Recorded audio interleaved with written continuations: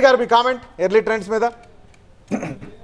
అంటే early trends are not different from the predictions అండి. ఎందుకంటే మీరు జాతీయ స్థాయిలో చూస్తే 263 ఎన్డీఏ అండ్ 103 ఇండియా అన్నారు కదా. అంటే వాళ్ళు 250 125 ఇచ్చారు చాలా మంది. వాళ్ళు 250 సీట్లు బీజేపీకి వస్తాయి, 125 సీట్లు వీళ్ళకి వస్తాయని.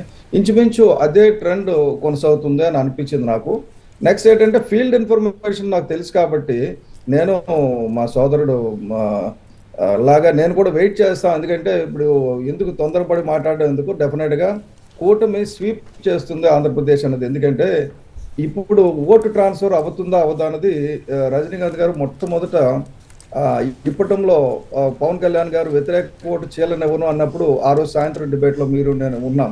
మీరు అడిగారు చాలా పిన్ పాయింటెడ్ క్వశ్చన్ అడిగారు. ఐవీఎఫ్ ఒక అధునాతన సంతానోత్పత్తి చికిత్స. అనేక దంపతులకు తల్లిదండ్రులు కావాలనే వారి కలను నెరవేర్చుకోవడానికి సహాయపడుతుంది. ఈ రోజే ఓఎస్ఎస్ ఫర్టిలిటీని సందర్శించండి. అసలు వ్యతిరేక ఓటు చేయకపోవడం అంటే ఏంటి అనేది పవన్ కళ్యాణ్ గారి దృష్టిలో మొత్తం అందరం కలిసే చేస్తామన్నది ఆయన ఆలోచన వచ్చింది.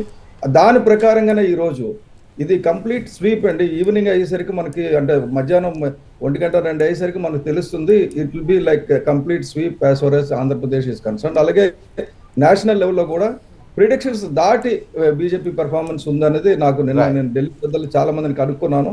నాకు వచ్చిన ఇన్ఫర్మేషన్, ఫీల్డ్ ఇన్ఫర్మేషన్ అలాగే ఉందండి. ఓకే.